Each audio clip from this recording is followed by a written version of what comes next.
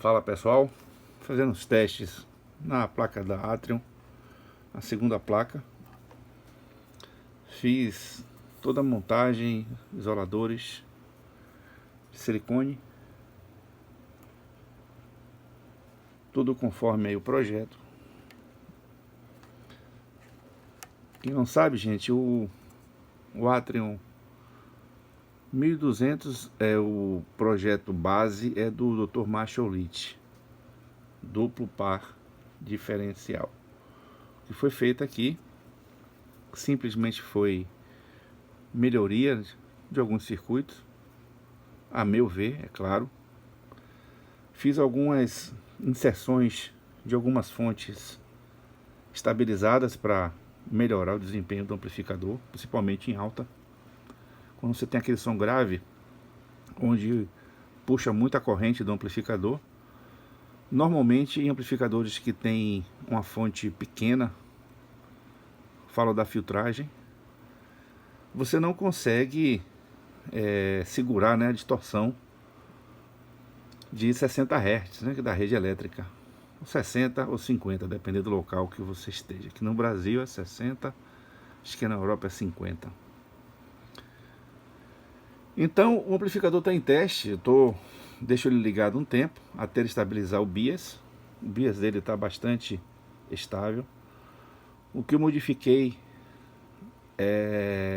do primeiro amplificador que eu havia feito foi o circuito de bias, e eu inseri reguladores série, e esse modelo ele tem duas fontes de corrente constantes, dois VAS, dois pares diferencial, e característica o amplificador do Dr. Marshall Leach, né?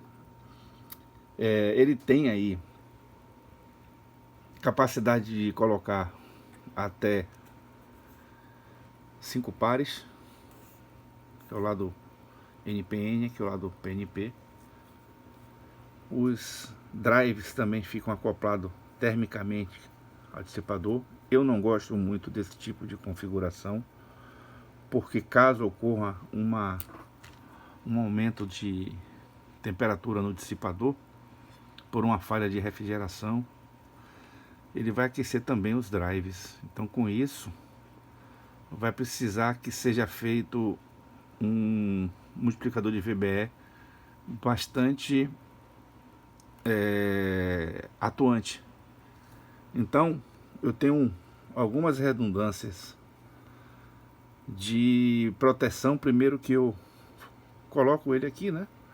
Mas eu estou utilizando parafusos de nylon, além de isolar o contato elétrico do transistor, né? Essa parte aí que vocês estão vendo, metálica. Também serve como não condutor de temperatura, ou seja, influenciar a temperatura do próprio dissipador nele. Então isso evita bastante a avalanche térmica. Se bem que eu ainda gostaria de manter eles separados. Na placa excitadora que eu estou lançando, eles são colocados na própria placa excitadora, ficando somente na parte de dissipação os transistores de saída efetivamente, ok? Esse dissipador, gente, ele é bem dimensionado, tá? Ele tem aproximadamente aqui 26 centímetros de comprimento. A placa tem 25, né? Tem ainda umas sobrazinhas. Então esse dissipador, ele está adequado aqui para essas duas unidades. Essa primeira aqui já foi testada, né? Vocês já viram ela funcionar. Essa aqui eu fiz a limpeza hoje da placa. Fiz a fixação dos parafusos, vou botar trava para que não ocorra folga, né? Então é bom sempre colocar essa arruela entre o parafuso e o componente, porque você aumenta o poder de fixação, né? O torque em cima do componente. Então, gente, o amplificador já está funcionando. Vou mostrar para vocês aqui agora. Eu estou alimentando ele com 35, 0,35 ou 33, desculpa, pessoal, 33. Ali é a corrente de repouso dele, 0,02. E agora a gente vai fazer aqui a verificação da forma de onda do... Você vê que bem simétrico o amplificador. E a forma de você tratar as medições, né? No caso de velocidade, você vê um amplificador que você tem uma onda quadrada perfeita, ok? Então o tempo de subida e descida é relativamente rápido. Para um amplificador de potência, gente, isso aí melhora bastante para os sons agudos e médios, tá? O som grave é mais fácil de ser trabalhado porque você não precisa de certa velocidade dos transistores. E vamos verificar aqui agora a simetria dele. Você vê que é bastante simétrico. Observa aí o cefamento da onda triangular. Então, o amplificador está bem calibrado.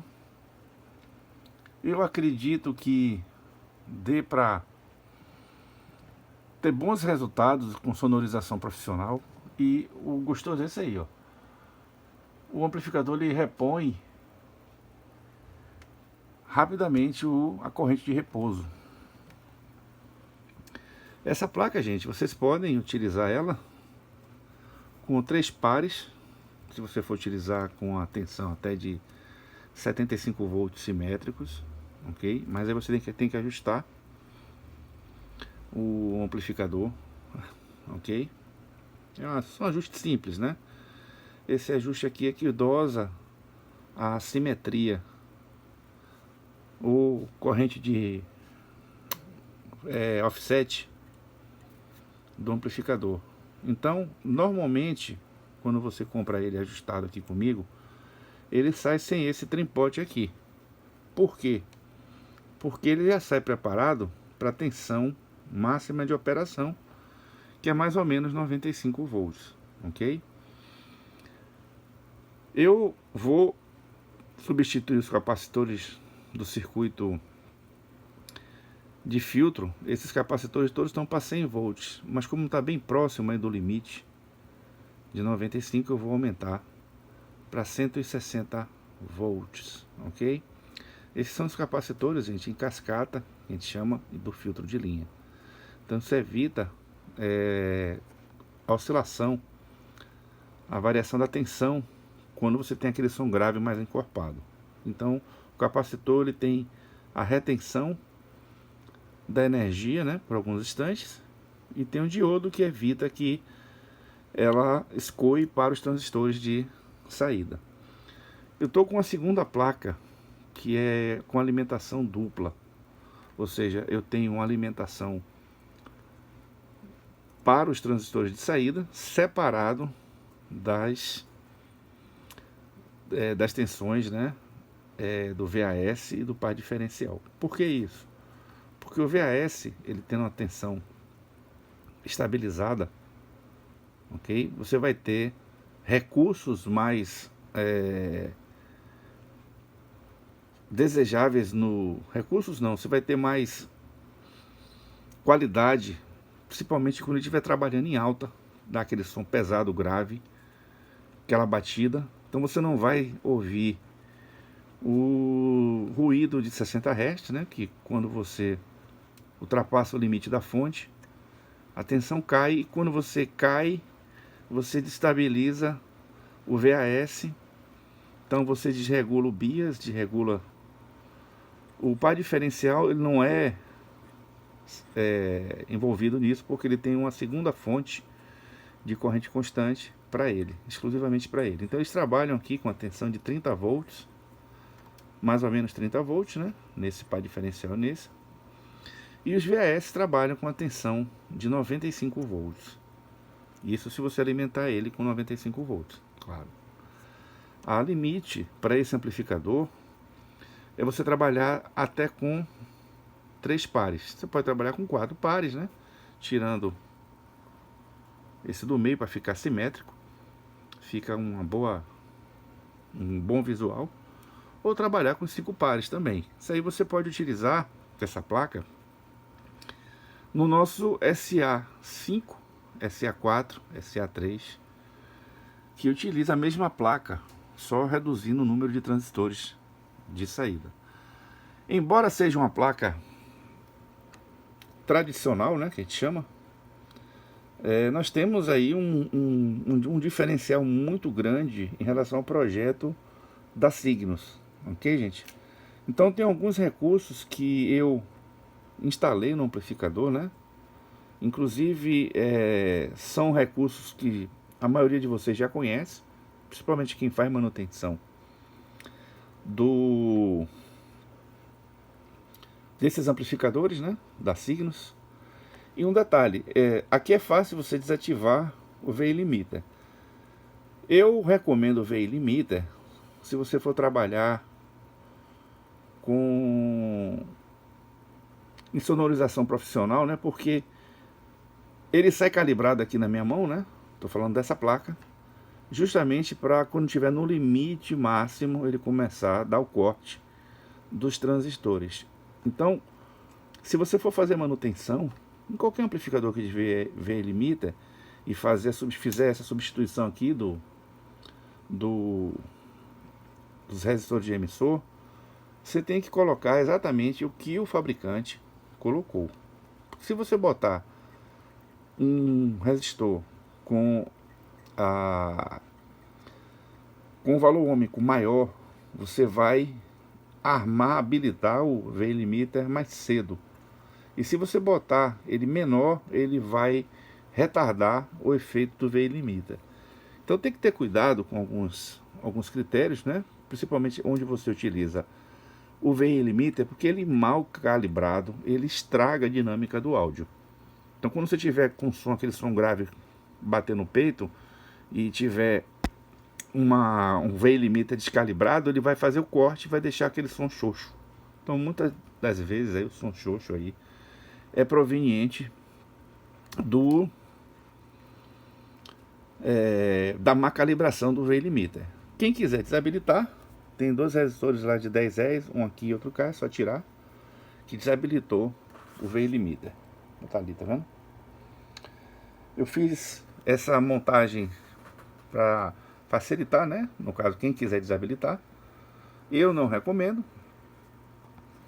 Quem fizer manutenção desses amplificadores, utilizar rigorosamente os valores que estão aqui na placa e os ajustes que a gente colocou. Esse trempó aqui mesmo, ele não é crítico, ok? Mas se você botar ele num valor que descalibre, desbalanceie, você vê que um lado aí vai trabalhar mais do que o outro, né? Um par diferencial. Então o equilíbrio do VAS, né? Que aqui é um VAS e aqui é o outro VAS.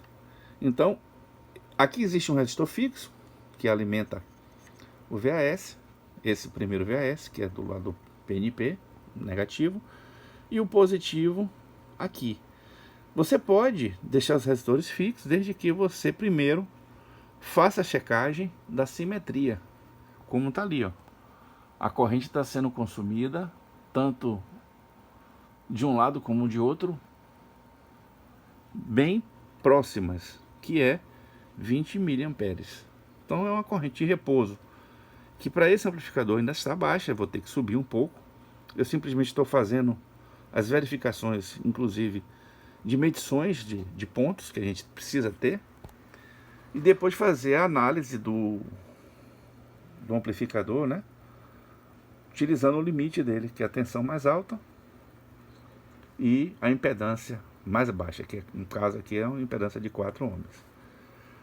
O pessoal me perguntou se eu posso trabalhar com esse amplificador com 2 ohms.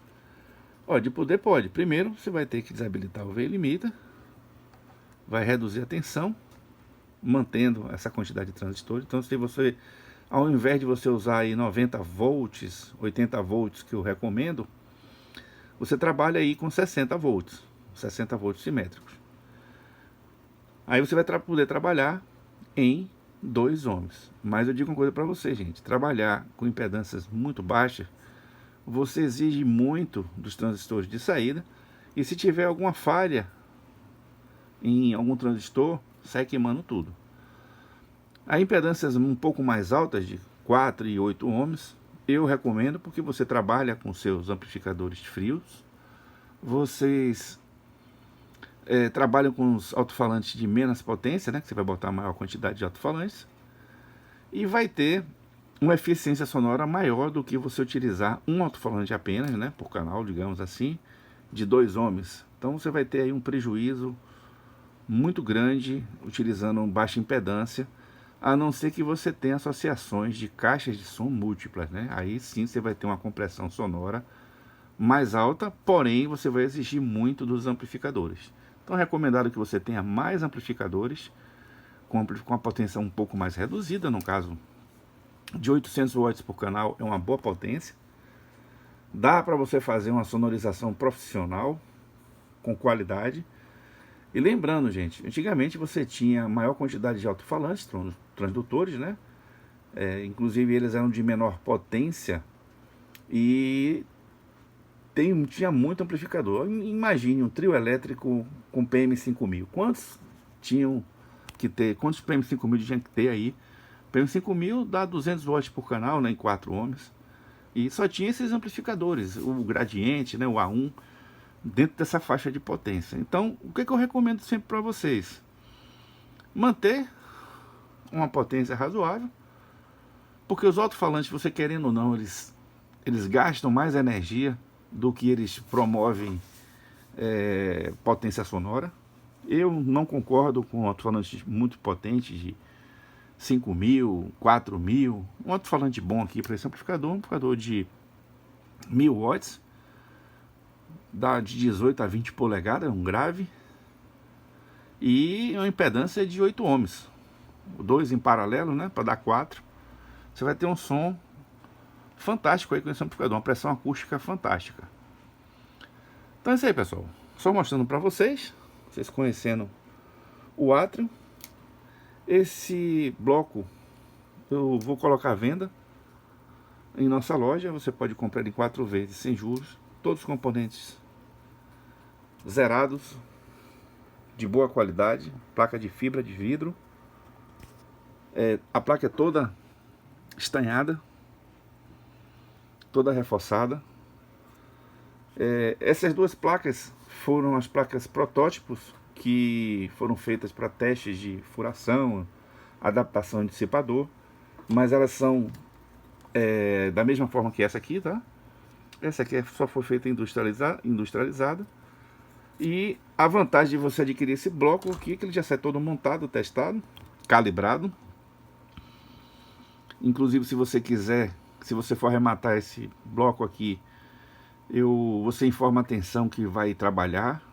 Eu posso calibrar a placa para você. E você já leva a placa aí, só botar no seu gabinete. Ela dá certinho no SA4 e SA5, tá, gente? Fica um som maravilhoso. Vou botar em outro vídeo. A gente vai ouvir um pouquinho aqui do Atrium 1200. Só que eu vou testar os dois canais, tá, gente? Para que vocês ouçam os dois canais funcionando e ter uma noção do que será esse amplificador aí na mão de vocês. Então é isso aí, pessoal. Forte abraço. Esse aí é o Atrium 1200, ok? Um baita amplificador, som fantástico. Dá para muita gente aí ter um som fantástico aí nas suas SA4, SA5, caso vocês queiram trocar, ou então montar o seu próprio amplificador. Essa é outra placa, vocês estão vendo, e essa placa aqui está em teste. Valeu, pessoal, aquele abraço. E já ia me esquecendo, ó, vamos ter sorteio aí provavelmente no dia 20 de dezembro. Se inscrevam no nosso novo canal da Powertronic IND. Vou deixar a descrição desse canal neste vídeo para que você acesse. Assista o vídeo, ele vai perguntar lá, ó, qual o melhor amplificador a nível profissional, e conte os coelhos que estão aparecendo durante o vídeo, que a gente vai pedir para vocês quantos coelhos aparecem durante o vídeo. Então, dê essa informação no nosso canal lá, né? Nos comentários que você assistiu o vídeo, tem X coelhos e responda a pergunta. Automaticamente você já está participando do sorteio do nosso MK4 V12, tá, gente? Então vamos lá, trabalhando firme e forte. Muitas novidades para o ano de 2023. E vamos que vamos, pessoal. Um abraço e até a próxima.